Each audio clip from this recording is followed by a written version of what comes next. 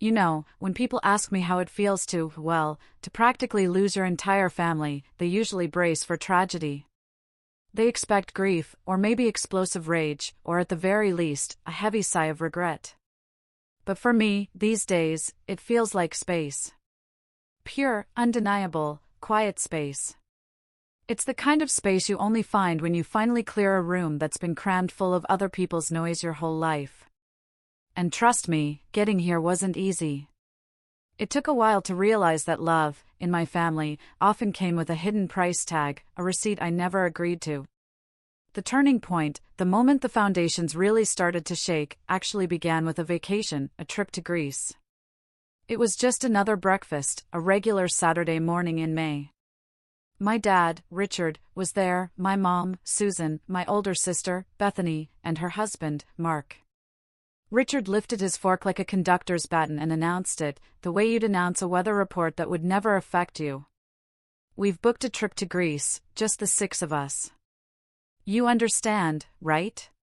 He didn't look at me. He was looking at his eggs. He always looks at objects when he's doing something he doesn't want to own. Susan nodded. Bethany smiled, that particular smile you give when a surprise has been sitting in your throat for weeks and you're desperate to spit it out on cue. Mark laughed into his coffee like this was some inside joke we all shared. I looked at my plate, then lifted my eyes and gave them the gift they always expected, permission. Of course, I said. I wasn't sarcastic, not bitter. I used the same tone I use with bank tellers or TSA agents. Smooth, cooperative, painless. The kind of voice that helps other people believe they're kind. They launched into logistics without me. Connecting flights. Gelato versus Grenada. Susan said Mykonos might be hot, but the good kind of hot, which means the kind you can post about. Mark searched for Greek island tours on his phone. Richard listed luggage limits like commandments. No one asked me about time off, or if I'd ever wanted to see Athens, or if I was even free. They didn't need to. They had already written me out of the itinerary and, out of habit, into the ledger. When they talk like this, I go quiet. Not the sulking quiet, the listening quiet. I can hear the gears of a machine I didn't build clanking in the walls. This breakfast wasn't the beginning of the problem. It was just the newest layer of something I used to pretend wasn't actively eroding me. After the dishes were cleared, after the forced smiles, after Bethany's saccharine, wish you could come, Caleb, as if I were the one blocking myself, I drove home with the windows down and the radio off. I put my key in the lock and paused at the ridge of my own threshold. Breathing there felt like stepping into a decompression chamber. My phone buzzed at 10:41 p.m. Bank alert, $1,982. Athens Boutique Hotel, $524. Santorini Water Taxi, $2,760. Mykonos Food Tour Package. More entries spilled like a drain unclogging. $19,200 in total, before the numbers stopped dancing. I stared, not because I was surprised, I wasn't, but because my name and my solvency had always been the family's favorite ghost. Things appeared on me and vanished from them. It would have been easy to call. To stage the ritual. Mom, did you? Dad? Why would Bethany, but I skipped the ritual. I opened the banking app, touched the freeze slider, and watched it go from green to gray. That gray felt like rain on a wildfire. Then I tapped dispute on every single charge. It took 5 minutes. The app folded itself closed like it had tucked me in. I made tea, chamomile, the one that tastes faintly like apology. I sat on the couch and let the quiet touch all the places that had been bruised by attention I never asked for. My girlfriend, Chloe, texted, "Still up?" "Yeah." "Family did the thing again," I typed. "Do you want me to come over?" "No. I just flipped the switch." "Proud of you. Call if you want me anyway." Chloe doesn't come with lessons or ultimatums. She never scripts my life for me. Her ex once tried to friend my sister for proximity, a soft invasion. It didn't last. Chloe made sure it didn't turn into triangulation. I like women who understand doors. At 5:32 a.m., Susan texted from the airport, "Why did our boarding pass vanish?" I typed slowly. "I'm not on the trip." That was all. The 3 dots blinked like a heartbeat with arrhythmia, then stopped. I set the phone face down and watched the kettle steam again, just to hear something honest. It didn't start with grease. It never starts where it looks like it starts. Moments like these are sediment. They settle grain by grain. The overlooked plate. The cashier who gets told to put it on the family card while looking at my face. The tight little jokes about how Caleb is good for it. A cliff doesn't collapse because of one wave. It collapses because something has been gnawing at it long enough that even the seagulls can see through. I lay down and didn't sleep. It wasn't guilt. That emotion used to roll through me like weather. Tonight, there was only structure. I was counting breaths when the next alert arrived, chargebacks initiated. The Mykonos dinner refunded. The Santorini tour reversed. The boutique hotel regretted the inconvenience. I smiled.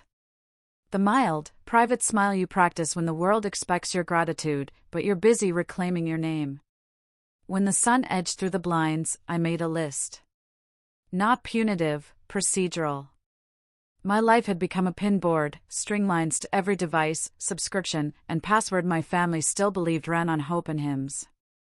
I wrote: phones, vault, house, mortgage, autopays, business, ledger. 7 doors, 7 keys. I showered. The water hit my shoulder with the measure of a marching drum. On the shelf sat a line of prosthetic liners, folded like white flags. People assume resilience is the sound of swords. Sometimes it's the soft click of a socket fitting clean. The seal of something that used to hurt finding alignment. I don't owe anyone a performance about the accident, but I owe myself the knowledge that surviving isn't the same as being used.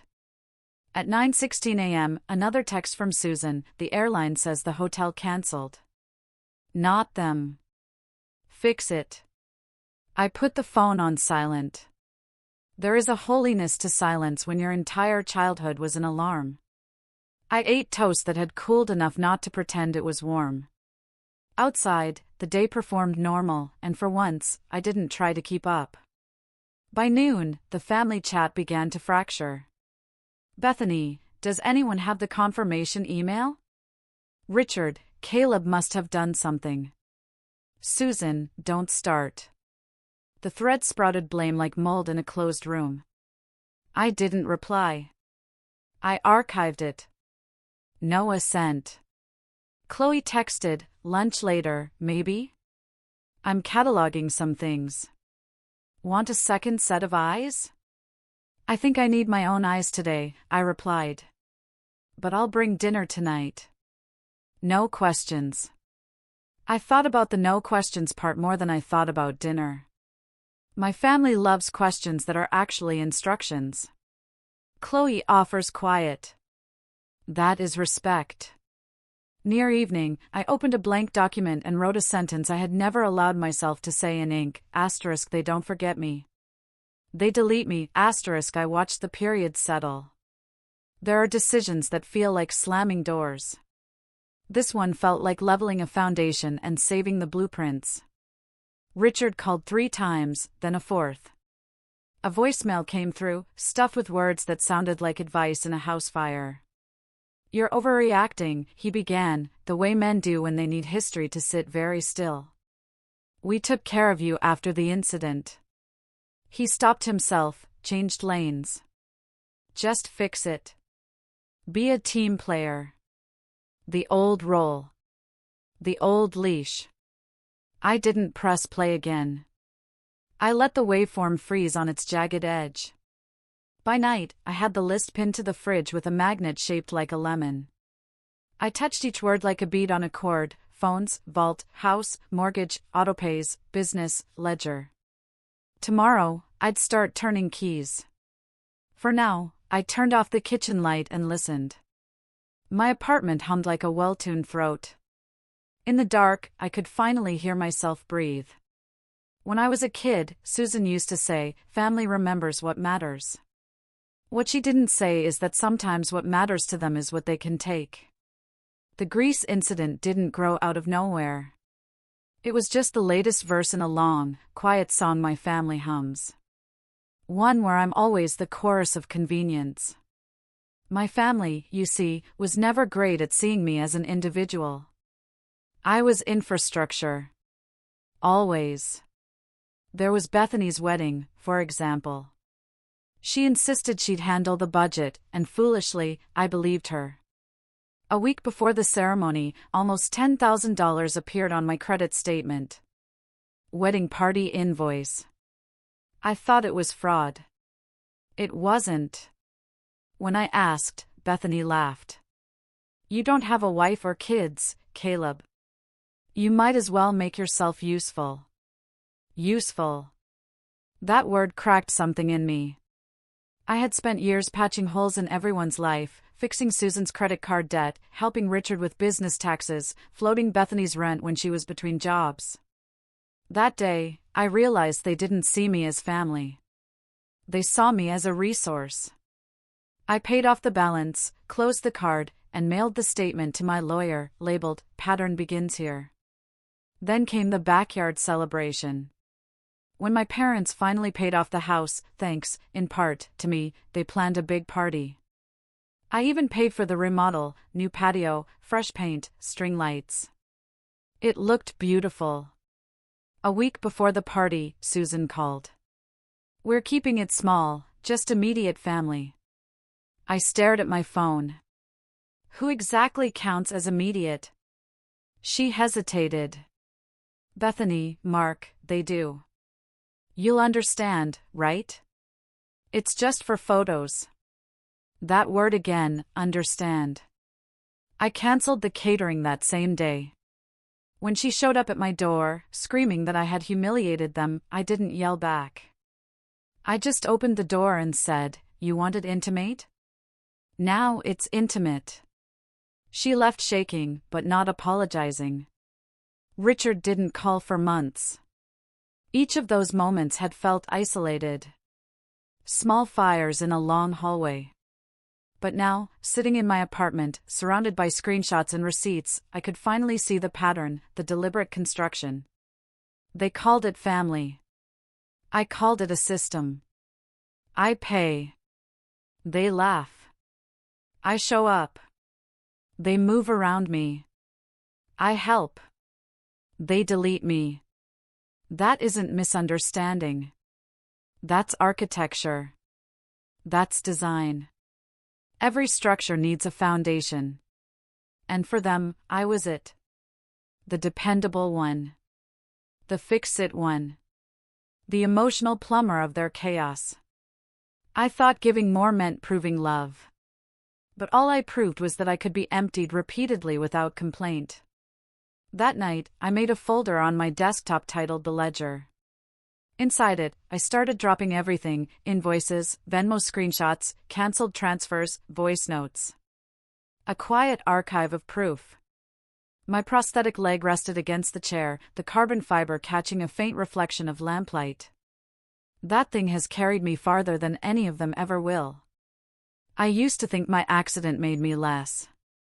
Now I see it's the one reason I learned to rebuild, piece by piece, alone if necessary. I sipped tea, looked at my list of 7 doors, and circled the first one: phones. Tomorrow, the architecture would start to crumble. People talk about going no contact like it's a single clean cut. It's not. It's surgery, deliberate, layered, and performed without anesthesia. The morning after I circled that first word, phones, I brewed coffee, opened my laptop, and began dismantling the empire my family built on my silence. Step 1: Communication. Our family phone plan was in my name. 5 lines: mine, Susan's, Richard's, Bethany's, and Mark's. I didn't cancel it. That would have made me the villain too soon. Instead, I transferred control to each of them individually. Each had 72 hours to update payment details or lose service. 72 hours came and went. No responses. On the third day, I watched their lines blink offline one by one, like lights in a house finally acknowledging the storm.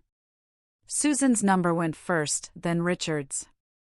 Bethany held out longest, texting, "Hey, I can't call." Did something happen? I typed back, "Yeah." Ownership happened. Silence. Step 2, the vault. They thought family trust me. Caleb keeps the passwords. Over the years, I'd stored everything, their banking logins, streaming accounts, utilities, even Bethany's online boutique platform, inside my password manager, back when I still believed being useful meant being loved. Now I reset the master key and deleted shared access. When I hit confirm, the app displayed a message I'd never noticed before: "This will permanently revoke all linked devices." I smiled. Exactly. Within an hour, I got the first email from Richard: "Can't log into the mortgage portal. Did you change something?" Then from Susan: "The Netflix password isn't working again." And finally from Bethany: "You're being petty. Grow up." Petty. That's what people call boundaries when they've never had to respect one. Step 3, the house. That wasn't theirs. The house my parents lived in, the one with the remodeled patio I'd funded, ran on systems I owned: Wi-Fi, security cameras, smart locks, thermostat. When I built their setup 2 years ago, Richard said, "You're good with that tech stuff." Translation: do it for free. That morning, I logged into the control dashboard and pressed suspend licenses. The lock switched to manual. The cameras went dark. The thermostat flashed, disconnected. It wasn't vengeance. It was correction. That house had been wired through my accounts, powered by my income, and maintained by my credit. It was never theirs, just borrowed infrastructure. Step 4, financial unplugging. I called the bank to withdraw as co-signer on their mortgage. The clerk hesitated. "That will trigger a reassessment." "Are you sure?" "Yes," I said. "I'm correcting a long-term clerical error." The interest rate tripled by afternoon. Electricity transferred, water transferred, autopay subscriptions ended. The Amazon account logged out across all their devices. By sunset, I was lighter by dozens of invisible threads. Step 5, the family business. My parents had started a side hustle, a small online decor store, 2 years ago. They'd built it under my LLC, Caleb M. Digital Services, because Richard said, "Banks trust your name." I let them. I shouldn't have. That afternoon, I opened the admin panel and typed one line: "This system operated under a courtesy license maintained by CM Digital. As of today, it has been decommissioned. Please consult a licensed IT provider for future services." No emotion, just facts. Then I shut it down. Step 6, the fallout. By Wednesday, the group chat was chaos. "Susan, why can't I log into the Wi-Fi?" Richard, "Caleb, fix this now." Bethany, "Are you serious? This is insane." I didn't reply, not even a punctuation mark. The next day, I got a voicemail from Susan. "This isn't like you, Caleb. You're scaring us." She didn't sound scared of losing me, just scared of losing access. Then came Richard's text: "We did everything for you." No mention of Greece. No apology, just the familiar script: guilt, distortion, denial. I played their words on speaker and stared at the notes I'd taped to my wall. Phones, vault, house, mortgage, business. 5 steps complete, 2 to go. Step 7, documentation. I opened an Excel file and began exporting every family-related transaction from the past 3 years. Every Venmo heart, every thanks, "I'll pay you back" that never came. Every overdraft covered in silence. I labeled each entry, categorized them, and attached proof, receipts, screenshots, invoices. When I sent the file to my lawyer, he asked, "Are you preparing for a lawsuit?" I said, "No, I'm preparing for peace." He didn't argue. The digital collapse. By Friday night, they realized how much of their life had been running through me. I imagined the dinner table that night, Richard shouting, Susan crying, Bethany swearing that the Wi-Fi hated her. They'd always believed I was replaceable. Now they understood I was structural. And when structure walks away, the walls fall in. That evening, my phone lit up with 16 missed calls. I watched the screen glow and fade, like a house losing power room by room. Chloe arrived around 9 with takeout and quiet eyes. "Rough week?" she asked. "Transformative," I said. She smiled. "The kind that doesn't need details. I brought you sushi and a charger in case you burn the world down." "I didn't burn it," I said softly. "I just turned off the electricity." She laughed once, low, approving. "That's my guy." Later, when the city outside had gone quiet, I scrolled through the messages piling up. Cousins asking what happened. An aunt, Carol, writing, "They said you stole from them." Another message from Richard, "You're not part of this family anymore." I took a screenshot, filed it under a new folder titled Narratives. If they wanted a story, I'd keep the receipts. I lay back, the hum of the city bleeding through my window, and whispered into the dark. They built an empire on my patience. Now they'll learn what absence really costs. It didn't take long for the lies to start. When people like my family lose control, they don't apologize, they edit. By Saturday morning, my cousin Michelle sent a screenshot from Facebook. "Sad how money changes hearts." Susan had written, "Some people forget who raised them." Below it, a stream of sympathetic comments, prayers, heart emojis. One woman wrote, "You're better off without toxic people." Toxic? That was me, apparently. I didn't comment. I didn't defend myself. Instead, I opened my laptop and began the final project, the family ledger. The folder already existed. Now, it needed witnesses. I organized everything into subfolders: grease fraud, $9,200 in travel charges reversed. Christmas gift photos, timestamps. Cancelled mortgage drafts. Wedding debt. Screenshots of Bethany's text calling me useful. Anniversary dinner restaurant invoice voided before payment. Remodel receipts, proof of transfer for backyard costs. Each file had a clear name: Mykonos_hotel.pdf, mortgage_freeze.jpg, Christmas_mp4, wedding_invoice.docs. No commentary, just evidence. Then I wrote a single note at the top: "This isn't revenge. This is balance." Releasing the truth didn't mean posting it publicly, that would have been noise. So I sent the Dropbox link to a few strategic recipients: my cousins, Aunt Carol, who still liked my posts, and Sarah, an old family friend who had always suspected there was more behind the smiles. Within hours, my phone buzzed with messages. Michael, "Holy crap, I had no idea." Aunt Carol, "Your mom's deleting her posts." Sarah, "They're terrified, aren't they?" I didn't respond. Silence is louder when it's earned. The family chat imploded. That night, the group thread came alive. A digital volcano.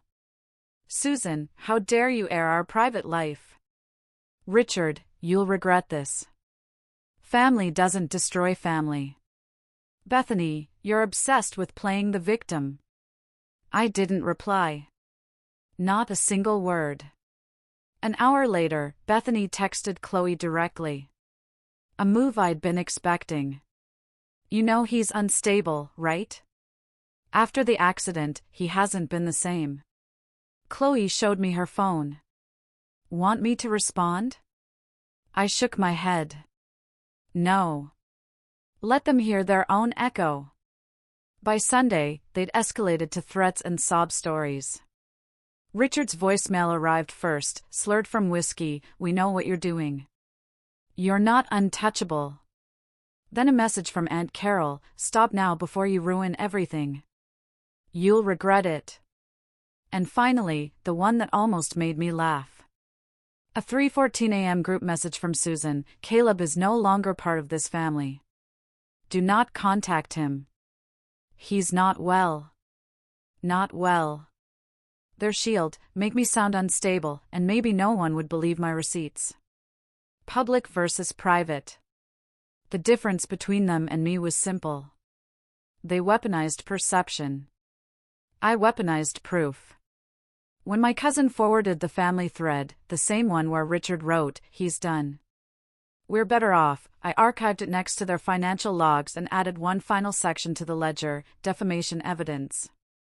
Inside, screenshots, voicemails, timestamps, all labeled, all factual. My lawyer texted, "You're collecting more than most plaintiffs." I answered, "I'm not suing. I'm preserving history before they rewrite it." For 3 days, I said nothing. No posts, no calls, just silence. The kind that presses on people who need noise to stay relevant. Then, something unexpected happened. Relatives started unfriending my parents. A family friend commented publicly, "Funny how Caleb's always the villain until the receipts come out." Within an hour, Susan's entire profile vanished, deactivated. Bethany's wedding photos disappeared, too. Richard changed his number. I didn't celebrate. There was no satisfaction, no victory, just quiet truth settling into the corners like dust after demolition. On Thursday, a knock rattled my apartment door. I looked through the peephole. My parents and Bethany, standing like ghosts rehearsing a script. Chloe looked up from the couch. "It's your call," she said. I opened the door but didn't invite them in. Susan spoke first, voice trembling on command. "We didn't come to fight. We want to make it right." Bethany added, "We miss you." But it wasn't regret I saw. It was calculation. The same look they used when asking for a small favor. I said it plainly. "You don't miss me. You miss access." Tears followed. Soft, practiced, performative. Susan whispered, "We didn't realize how far this had gone." I asked, "How far did it have to go for you to see me?" Richard stepped forward.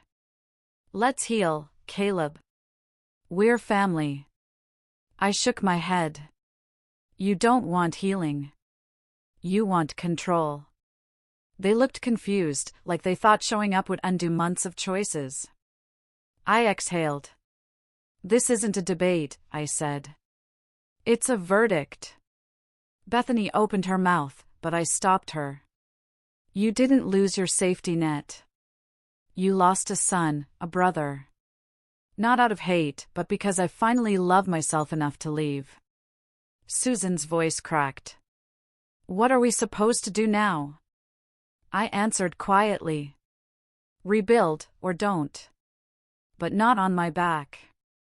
Then I closed the door. No slam, no dramatic exit, just the sound of wood meeting frame, the soft punctuation of freedom. They stood there for 5 minutes before leaving. That was 3 months ago. They haven't tried again because this wasn't reconciliation. It was negotiation. And I don't negotiate with people who only understand love as leverage. I archived the entire family ledger, encrypted it, and moved it to cloud storage labeled foreclosure, not revenge. That night, Chloe cooked pasta while I poured wine. She raised her glass and smiled. To peace. I clinked mine against hers. To boundaries. The first week after that door closed was quiet. Too quiet. I half expected another wave of guilt messages. "We miss you. This isn't you. Come home." But there was nothing. That's how you know they were addicted to access, not connection. Once the supply ran dry, they moved on to the next source of validation. Social media sympathy, maybe, or news stories where I was the villain they had to forgive. I didn't check. I didn't care. I was busy rebuilding. Every morning I made coffee without checking my phone. I started journaling again, something I hadn't done since before the accident. Some days I still caught myself expecting their calls, their emergencies. The "Caleb, can you?" request that used to arrive like clockwork. Now there was just silence. And silence can be terrifying when you've spent a lifetime performing usefulness. Chloe helped. She never tried to fix me. She just showed up, steady, quiet, whole. We walked around the lake on weekends, talking about small things, movies, work, the cat that followed us once and decided we were safe. When I told her I sometimes miss them, not their behavior, just the idea of them, she nodded. Missing the idea of love is different from missing the people who refuse to give it. That line stuck with me. One night, I opened the family ledger again. Not to edit, not to add, just to look. Each file felt like a fossil from a version of me that used to beg to be seen. The receipts, the screenshots, the voicemails, they weren't proof anymore. They were memorials. Proof is for defense. Memorials are for closure. I renamed the folder one last time, "What Love Isn't." Because that's what it taught me. What love isn't supposed to look like. It isn't conditional generosity. It isn't weaponized guilt. It isn't "you'll understand" every time they take something from you. It isn't silence as punishment or kindness as bait. Love isn't dead. A few weeks later, I got a short email from Bethany. No subject line, no greeting. I found a therapist. Susan might, too. I know it doesn't fix things, but I get it now. For the first time, I felt no tug to reply. Forgiveness doesn't always require conversation. Sometimes it's choosing not to reopen the wound. I smiled, archived the email, and whispered, "Good, start there." Then I closed the laptop and went outside. Spring came early that year. The air smelled like wet pavement and lilacs. I took my prosthetic out for a run, the kind where the rhythm feels almost like prayer. For years, my family used that part of me as a metaphor for weakness. Now it was just anatomy that worked harder than they ever did. When I reached the bridge overlooking the water, I stopped to breathe. Not because I was tired, but because I could. That's the difference between endurance and survival. One drains you. The other restores you. People assume the story ends when you walk away. But really, it starts when you stop explaining your boundaries and start living inside them. I haven't blocked my family completely. I don't need to. They've already learned what silence means when it isn't driven by fear. Every so often, my phone buzzes with a new contact request from someone tied to them, a cousin, a friend, an old neighbor. I let them linger unread because the truth doesn't need an audience anymore. It just needs peace. That night, Chloe and I watched the city lights from my balcony. She rested her hand on mine. "So, what now?" she asked softly. I looked at the skyline, sharp, endless, alive. "Now," I said, "I build things that no one else can take credit for." She smiled. "That sounds like you." I laughed quietly. "No, it sounds like the me I was always supposed to be." The wind picked up, carrying the faint hum of traffic, and for once, I didn't hear it as noise. Just life continuing on my terms. What do you think is the hardest part about setting boundaries with family?